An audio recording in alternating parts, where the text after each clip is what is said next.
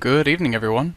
This is Henry Gambell with SimplerOptions.com, and in today's free video I wanted to revisit a couple of concepts that I've been sharing, and some of this has been in some of the recent free videos. A lot of it has been more in the member side of things, but it's one of the tools that I've found to be most helpful as I run technical analysis on charts, and wanted to give you a couple examples of that here today. So a lot of times these technical levels, or work that can be done without any other type of study, where you're simply analyzing price action, is a little bit easier to see when you just hide your studies. So that's an easy feature to enable in Thinkorswim. Part of the reason why I am driving into this is because I've had two examples in recent trading that has been extremely helpful to me, and the first one comes from ATVI.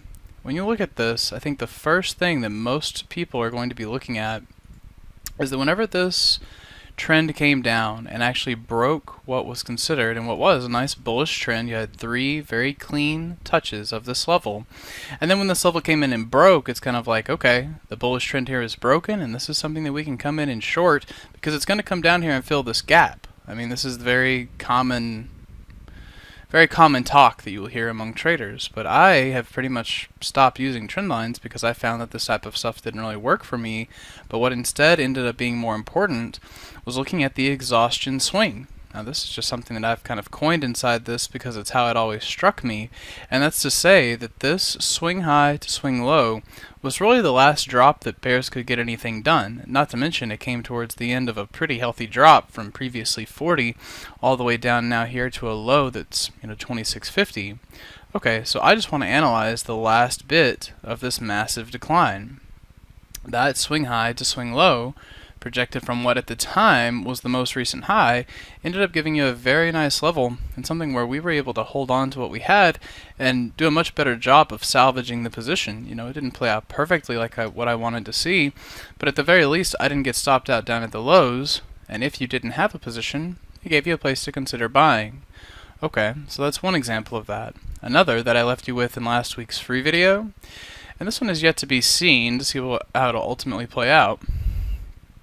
But we did see that in the scope of a bigger, kind of overall prevailing bearish trend here, that if you come back and analyze the swing high to swing low of this move, where that gave us resistance right there against Friday's move. So we failed from that initially. Now that we've started to rebound, obviously I would like to see it stay below this level, but the initial move of it, which once again was an exhaustion swing, proved to be beneficial, especially if you had thoughts about buying that on Friday.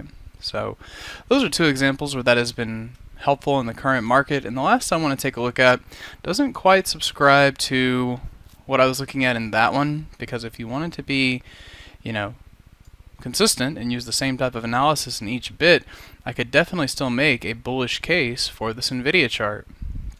It hasn't hit and held symmetry, but it is still bullish.